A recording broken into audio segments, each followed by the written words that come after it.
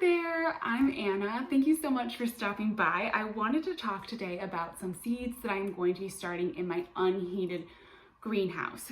And I wanted to start a few flowers and a couple little veggies in there in February and just see how it goes. I actually did start a bunch of veggies out there last month in January, and although we had an extra cold January, it was much colder than normal, I still have some things sprouting. So I have radishes, arugula, peppercress, and I think my peas and my lettuce that I started are still waiting to come up. But a few things got going, and so that's really nice. It's just one of those kind of cheap Amazon greenhouses, nothing special, with the little zippers and the plastic sides, not heated. It is in a protected area and it does get a lot of sun. So on days when it gets really, really warm, I do find that that greenhouse gets pretty hot. If it's sunny out, it'll warm right up. Even getting over 100, I sometimes have to open up the greenhouse to let air in because it does get so warm in there. At night though, it gets down to kind of whatever temperature it is outside. So all the things I'm starting today are hardy. They will handle a little bit of cold. It's definitely not like starting something indoors or starting something in a heated greenhouse. But I've been finding over the last year that I've had it that it gives me a little bit of an edge. And if I could get those things sprouting in January, I think these are going to do great. So what I'm going to be starting today are a few snapdragons. I'm going to do some sweet alyssum and then some bunching onions and some watercress. So I'll talk you through all those different things as we get them started here. I'm just going to do little 6-packs. These are like just the 6-packs you get with annuals in the summer, and I've just put some potting mix in them. I'm gonna start with my snapdragon. This is a white snowflake snapdragon, just a really pretty kind of classic white snapdragon. It is a little bit shorter. Some snapdragons can get pretty tall, and these only get to be about 2.5 feet. So that's kind of nice. I have a small garden, so I don't need like a huge snapdragon. So that's what I'm gonna just go with for some snapdragons, just to kind of see how they do. I usually do start my snapdragons inside, but again, I'm experimenting with this unheated greenhouse, and snapdragons are pretty cold hardy, so this may work. And then I'm also gonna start some sweet alyssum, just classic sweet alyssum, because sweet alyssum has to be one of the most hardy flowers, right? And super easy to grow. So I'm gonna pop a few of those in. And then we'll do some bunching onions, another thing that does really well in cool temperatures.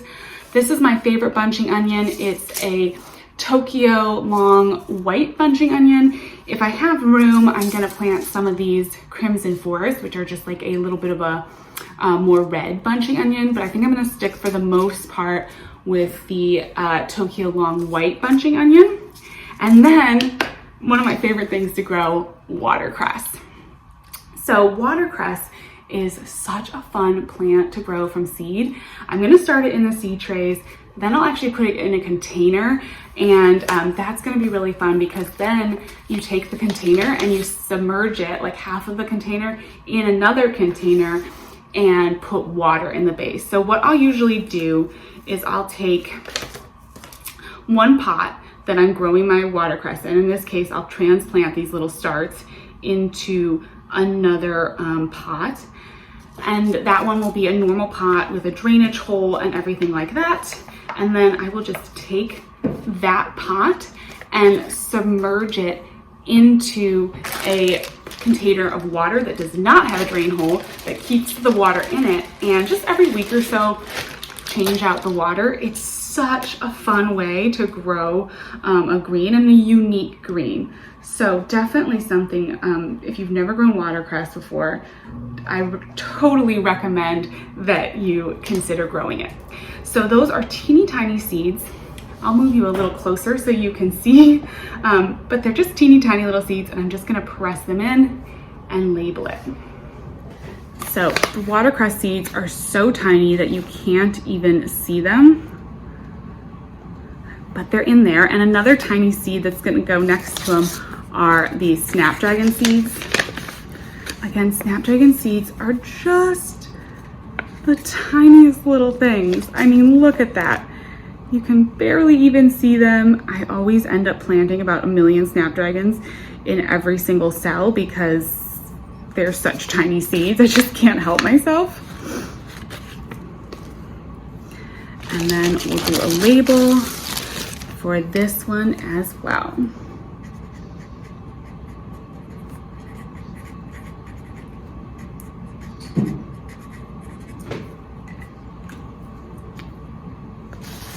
And put it right in there. That's it. So I'm gonna go ahead and get the rest of these plants started. So once I get all the seeds planted in the 6-packs, I'll take you down to the greenhouse and show you where they're gonna go and how I'm going to take care of them. It is super easy, and that's one thing that I really like about my little unheated greenhouse is it makes things like this so easy. I did wanna show you really quickly before we go downstairs how I'm doing the bunching onions. So like the name says, they're bunching onions. So you want to grow them in a little clump. And I just take my bunching onions and I make like a little well in each pack. And then I just put in a few seeds, like I would say maybe 5 to 10.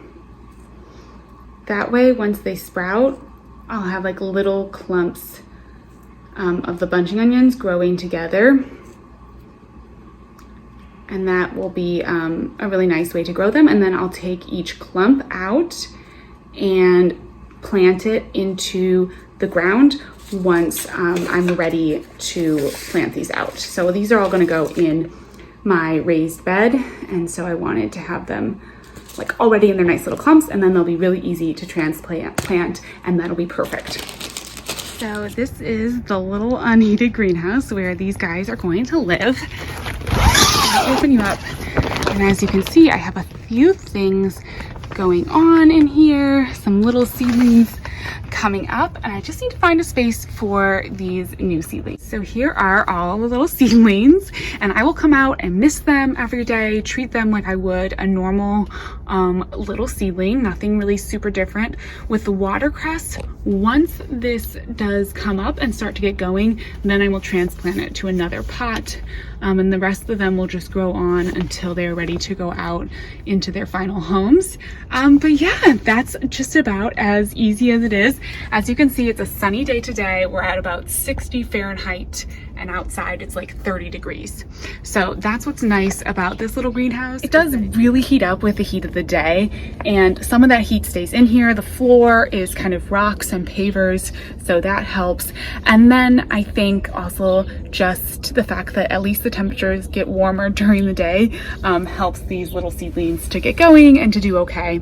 So I will keep you posted on how everything is doing, but if you saw my video about January seed sowing, we've got some little peppercress, we've got arugula here coming up. The arugula I sowed in January, the peppercress, and you can even see the very beginning of radishes. Over here, these cherry bell radishes are doing really well, and I have a little bit of mizuna coming up too. So definitely not as fast as a heated greenhouse, but it does work.